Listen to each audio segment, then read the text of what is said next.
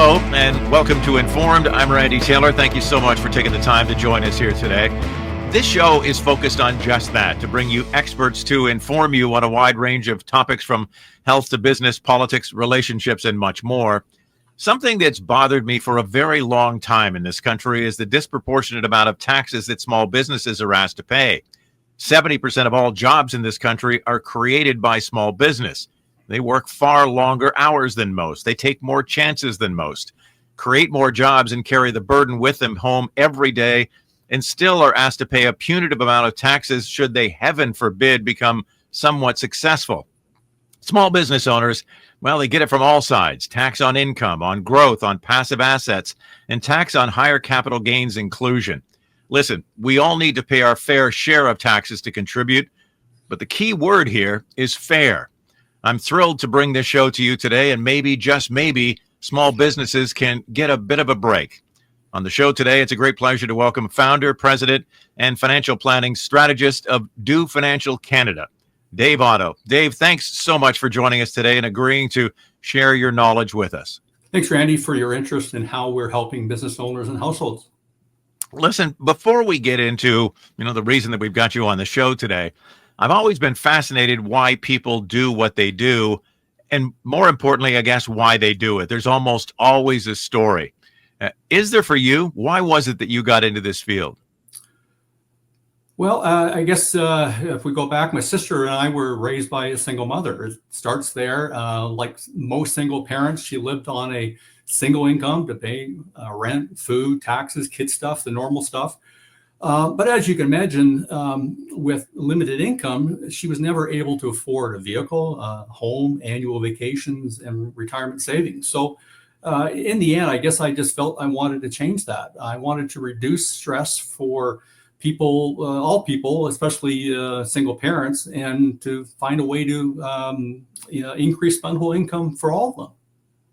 And I mean, obviously, this is something that is stuck with you emotionally. And again, I've been doing this for a long time, and it's fascinating to see when people become so connected to something emotionally. Is this a story that you share with with your clients when you're meeting them on a first time basis? I guess it depends upon each situation. I guess it.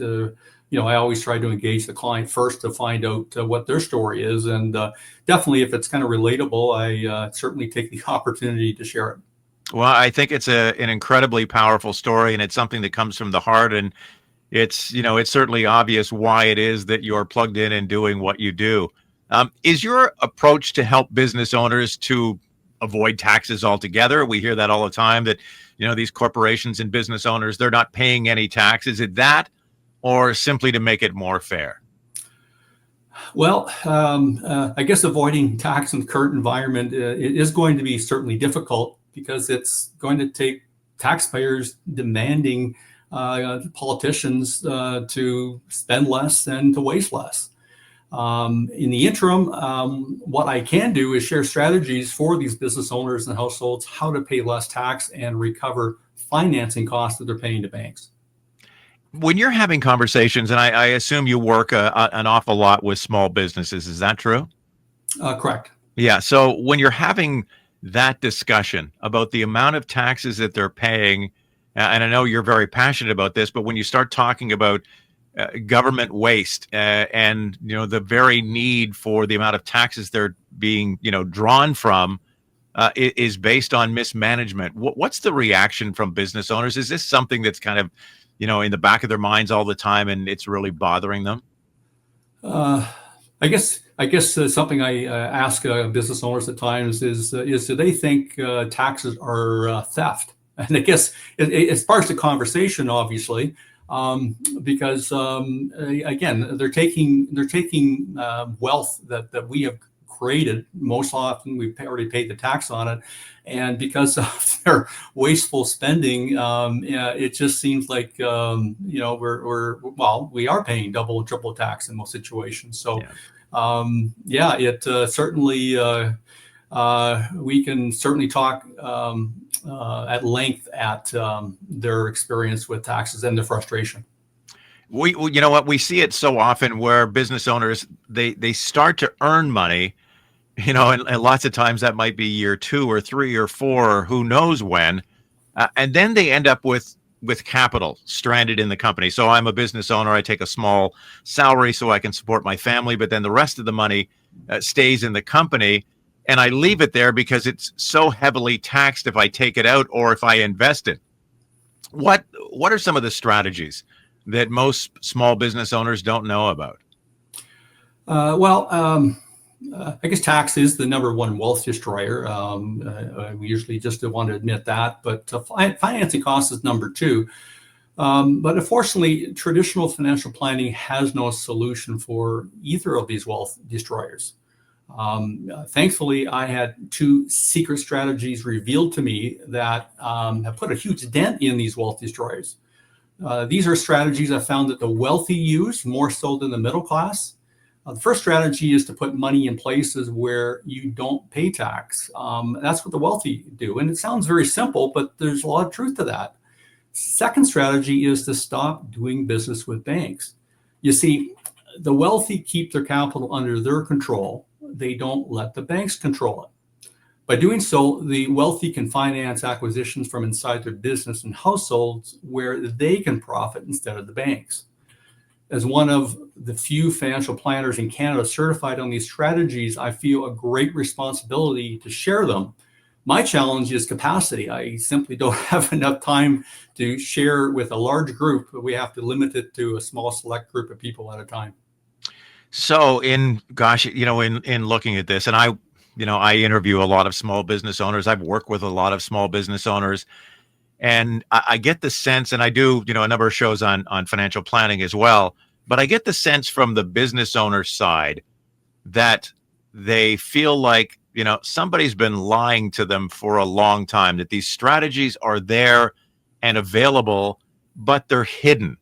And when the strategies are hidden, they're the ones who end up paying this exorbitant amount of money in taxes when they really should not be. Is that a fair statement? Yeah, I would say so, and I guess it comes down to, is there a conflict of interest somewhere in there? For example, it's my opinion that a lot of the financial institutions may know some of these strategies, but they love the revenue they earn from the traditional financial planning strategies that are in the marketplace. Same with the banks. The banks have the opportunity. In fact, some of the strategies that I share, the banks do use, they just don't promote it. And people are not aware also that some of the strategies those banks do use in terms of financing, people can finance inside their business and households. So these are just some secrets that are just not well known, that I just feel strong that I just need to share them. Capital gains was something that was major in the news this year. It's a major issue for small business owners. It's even causing some doctors to rethink their careers. What can you do to help out in this area? Well, I try to encourage my clients to challenge what they believe to be true about money. Much of what we believe is just stuff that we've heard. We had never have checked it out. People need to rethink their thinking. They need to think outside the box. And I guess it's very simple. If you don't want to pay taxes, then stop putting your money in places where you have to pay taxes. It's really it's not much more complicated than that, really. It really strikes me when you gave that answer. I thought, Doc, when I do this, it hurts. Well, then don't do it anymore. And it really, brought up that, that analogy. And I thought, what do business owners say to you when you make that statement? If you don't want to pay taxes, stop putting the money in the places that you pay taxes. What's their response? Well, they kind of, they pause and ponder, like, what did you just say? I think it was just, the answer was just so simplistic that it just never occurred to them. I think they're looking for a more complicated answer than the one I gave them. Well, and because, I think that always the government and taxation and accountants and everyone and lawyers, they make their lives out of making things more complicated. And when in the reality, people like you can come along and say, no, look, here's an area you can actually reduce your tax burden. Dave, when our producers reached out to you, and I had a conversation with you on the phone, those are often some of the great conversations that I had. You talked about something that you referred to, I think, you called it a tailwind strategy. Tell us about that. Yeah. Well, I guess just to not assume everyone knows what tailwind strategy is, but let's go back to, if you're flying an airplane, would you prefer a tailwind or a headwind? If you're flying into the wind, the airline or the airplane is going to burn much more fuel. Now, your money also has headwinds that maybe some people are not aware of. Those examples are taxes and financing costs. Now, because of these headwinds, many try to compensate for them by taking on extra risk, which is not needed. What if instead there were no headwinds on your money, no taxes, no risk? What if you could always fly with a tailwind? Well, that's what I do. I show people how to use tailwind strategies with their money. That is absolutely fascinating. And again, some of the strategies, and we won't get into it here. We don't have enough time on the show. But if people want to reach out and talk to you later, one of the things is that these strategies, I know from our phone call, were something that business owners don't know, but they're not that complicated once you sit down and show it to them. Is that correct? Correct. Exactly. And I think we live in an environment where we started off, I think 1917, the Income Tax Act, of course, was brought in as a temporary measure to help with the war effort, 10 pages long. I think it's now over 3,200 pages long. And I guess ingrained in the business owners is this sense of complexity, which really is not there.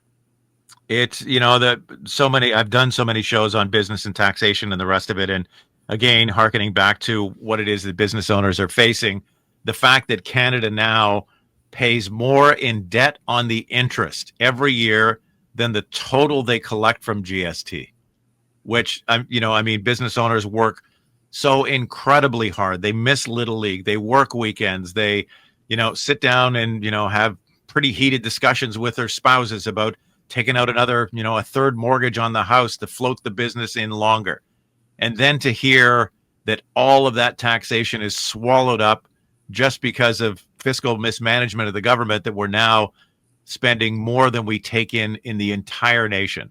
It's it really is shocking. Finally, for business owners who feel like the world is really against them, message, I guess, what would you say to them listening right now? Well, I would say the message is that there is hope. Avoiding financial headwinds is possible, despite what they may think otherwise. We've had many business owners, including real estate investors, jump on board with these strategies over the last few years. I've been asked why people are not aware of these strategies after they hear them. A couple of the answers could be accountants are not educated on these strategies. And most business owners, one of their greatest relationships is with their accountant. But if the accountants don't know about them, they're not going to hear about them. I guess the second possible reason is the taxman and banks don't want you to know about them. They've got a vested interest for you to keep on doing what you're doing. I've also been asked, what is the single most rewarding thing is about what I do? And it's this: to see the look on their faces when the light turns on. It's like someone pulled off the cloak of invisibility. Things just become so simple and clear. I just had that visual of being able to do that. One of the reasons I do this show is to bring experts like you to the fore, so that people can have that experience of saying, gosh, I felt like I've been underwater for so long, and finally here's someone with some answers that can help to alleviate some of this pain. I just got a total visual of that. That's fantastic. Dave, something that I ask all of my guests, and listen, there's no obligation to this whatsoever. We more than anything appreciate you spending your time and sharing your knowledge with it. But if the viewers did have questions or would like to reach out to you and connect with you, would it be possible to share your contact information here on the station? Yeah, by all means, Randy, I'm happy to help as many as I can. Amazing. Again, thank you for this. Hopefully, we'll have you on for a future show. Dave Otto, great pleasure, sir. Some absolutely fascinating information for small business owners. If I were you, I would reach out and learn just a little bit more. Dave Otto, who is the financial planning strategist of Do Financial Canada. I'm Randy Taylor. Again, do invite everyone that you know to come and join us here on the show. Until next time, I'm Randy Taylor. This is Informed. Have an amazing day and be well.